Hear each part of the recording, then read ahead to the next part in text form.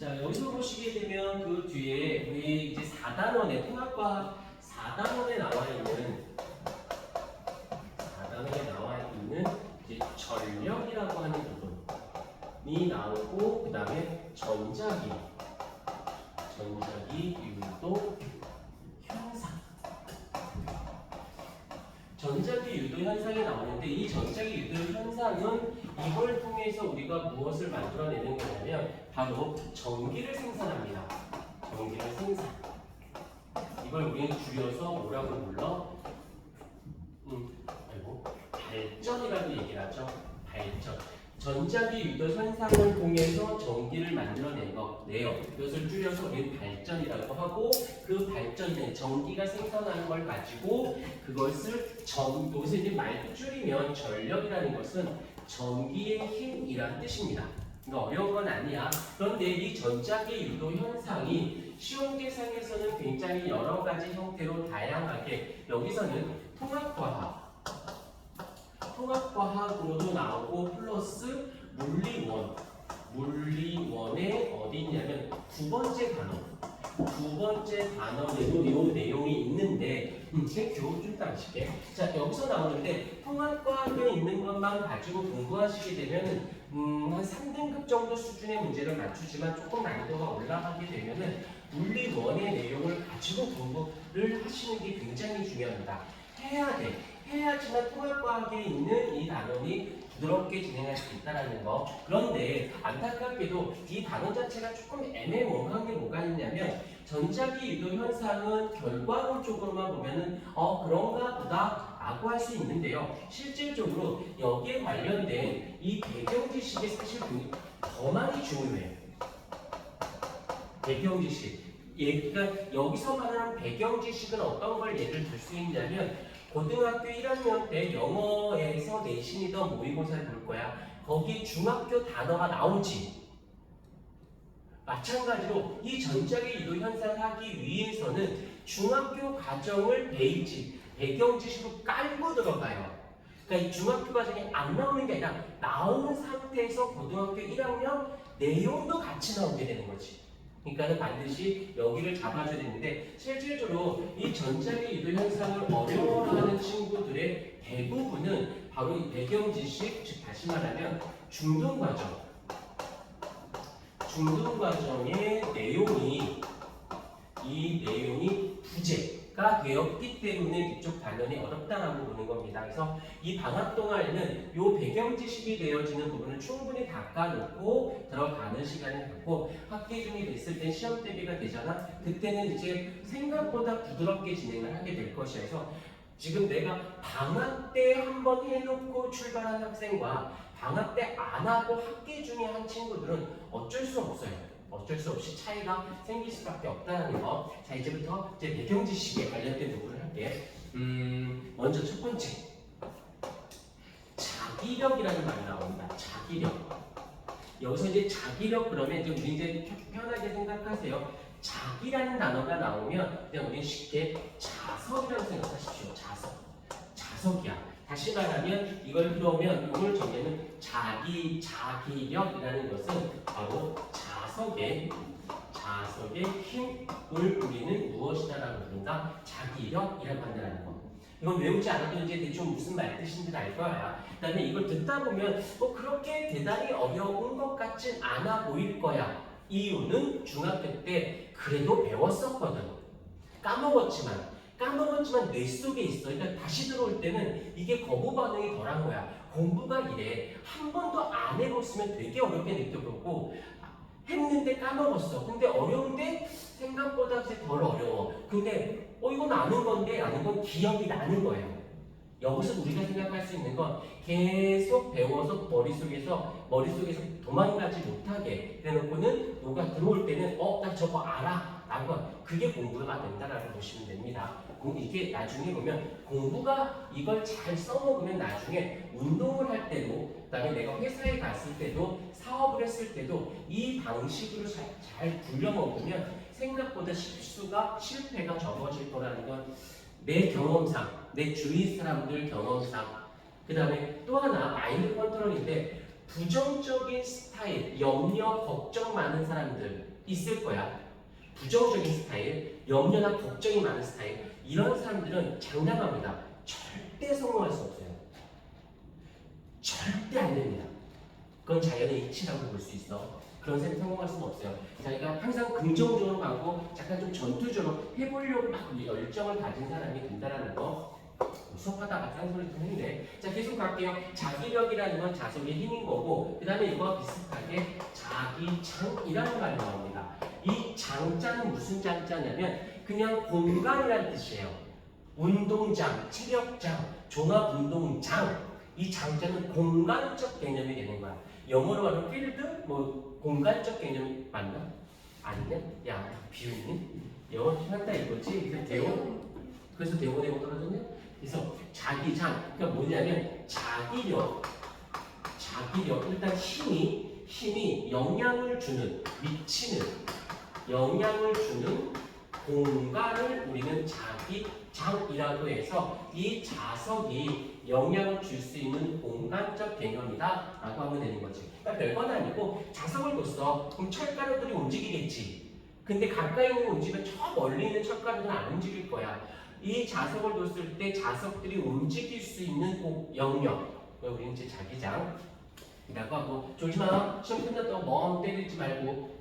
자, 세 번째. 그런데 여기서 이제 또 무엇이 문제냐면 자기력이라고 하는 건 힘은 살짝만 쓸게. 여기서 이 힘이라는 건 눈에 보인다, 보이지 않는다? 눈에 보이지 않습니다. 눈에 보이지 않아요. 근데 눈에 보이게끔 하고 싶어. 그래서 어떤 게 나오냐면 자기력 선이라는 단어가 나와요. 무슨 소리냐? 자기력을 힘을 어떻게 선으로 어떻게 하였다? 표현하였습니다. 그걸 우린 자기력선이라고 하는 거예요. 그러면 살짝 해볼게. 그러면 선의 수가 많아. 선의 수가 많다라는 말은 힘의 세기가 어떻다? 세기가 크다라고 표현할 수 있겠니?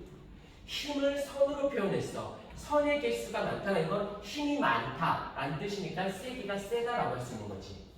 오케이. 그래서 이 3번을 가면 그대로 4번하고 연결되어지는 부분이 무엇이냐면 자기력 선수라고 하는 어휘가 나와요. 근데 또 말이 길어. 그래서 이걸 살짝 사람들은 줄입니다. 자속이라고. 그 다음에 또 기호는 동글뱅이에 이렇게 외번하고 하는데 이렇게 기호로 표현해요. 그래서 자속이라는 단어가 종종 나오거든. 자기력, 힘을 선으로 나타낸 개수를 말하는구나 라고 하는 거지. 이건 기본적인 용어 정리야. 영어 단어니까는 이해하셔도 되고 그냥 무조건 외우셔도 상관없는데 무조건 알고는 있어야 돼. 이해가 까먹으면 그 뒤에 걸 하는 거 아무것도 할 수는 없습니다. 근데 여기서 궁금한 거, 아니 우린 지금 전기하고 있는데 왜 자석에 대한 이야기를 왜 합니까? 라고 하는데 나중에 뒤에 가면 반드시 이게 떼려야 뗄 수 없는 관계다라는 걸 알게 돼요. 자, 근데 여기서 이제 이렇게 하면 좋겠는데 이렇게 조금 더 가볼게. 그림을 한번 그려볼게요. 여기에 N극이 있고 S극이 있어. 그러면 이렇게 N극에서 나가고 S극 쪽으로 스며들 것이야. 그리고 이렇게 되어지고 요 정도는 중학교 때 다 배웠으니까 뭐 크게 지장은 없는데, 자 보자. 여기서 여기에는 요만한 거는 1이라고 할 거고 여기는 이렇게 2라고 할게요.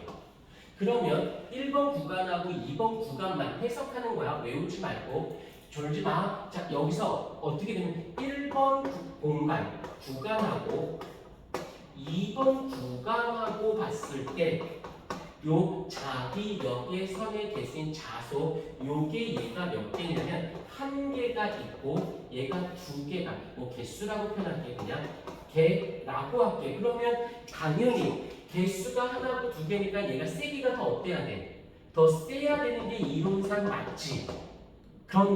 그런데 실제 실제 이 자속을 따졌더니 얘가 더 세고 얘가 더 약하더랍니다. 아니 선을 힘으로 표현했으면 선의 개수가 많으면 힘의 개수가 많으니까 세야 되는데 왜 갑자기 또 바꾸나요? 라고 하는데 여기서 함정이 있어. 얘는 뭐가 함정인 걸로 보여? 동현이는? 구간? 현우는? 여기 봐봐. 얘는 하나지. 근데 요만한 공간에 얘는 이만한 공간에 요만한 공간에 하나고 이만한 공간에 두 개라는 거지. 이러면 개수로 따지기도 그렇지만 일단 이 차지하는 공간이 다르잖아. 그러니까 어떻게 해줘야 돼? 이제 다섯 번째로 가면 단위 면적다. 단위 면적다. 무엇이 돼야 돼? 자속이라는 말을 써야지만 같아지는 거지. 여기서는 요만한 였을 때 두 개였다면 같은 크기로 해보자. 같은 크기로 하게 되면 어떻게 돼? 개수가 더 많아지게 되는 거지. 그래서 반드시 같은 면적, 여기서 면적이라는 말은 공간이라는 뜻이니까 뭐가 돼? 자기장이 되는 거지. 자기장, 공간이 되는 거니까 그 다음에 자속이 되는 거니까 뭔가 돼? 세기라고 하지. 같은 자기장, 같은 공간 내의 세기를 자기장의 세기, 단위 면적당 자속이라고 하고 그냥 듣기만 하세요. 이게 같은 뜻으로 쓰이고 단위 면적당 자속은 자기장의 세기라고도 하고 얘를 같은 말로는 자속 밀도라는 말을 쓰기도 하고 얘를 우리가 보통 뭐라고 해? 마지비라고 해서 자기장의 세기라는 말을 씁니다. 그래서 얘를 우린 가끔씩 문제 풀다 보면 자기장이라는 말을 쓰거든. 자기장. 그러면 우리가 알고 있는 자기장은 그냥 공간적 개념이 아니라 줄인 거예요. 세기라는 말이 있는 걸 얘를 빼서 우리 그냥 자기장이라고 했던 거지. 정확한 표현은 자기장의 세기라고 해서 단위 면적당 같은 공간 내에서의 자속의 송수, 자기 역선의 개수, 세기를 따지는 거지. 여기까지 이해가 됐죠? 요건 기본적인 용어 정리야. 얘는 잡아주고 가주셔야 돼요. 그 다음에 다섯 번째, 이제 무엇을 할 거냐면 세기를 해보도록 할게. 첫 번째는 요만한 자석이 있고 그 다음에 이만한 자석이 있다라고 생각해 보십시다. 그러면 얘가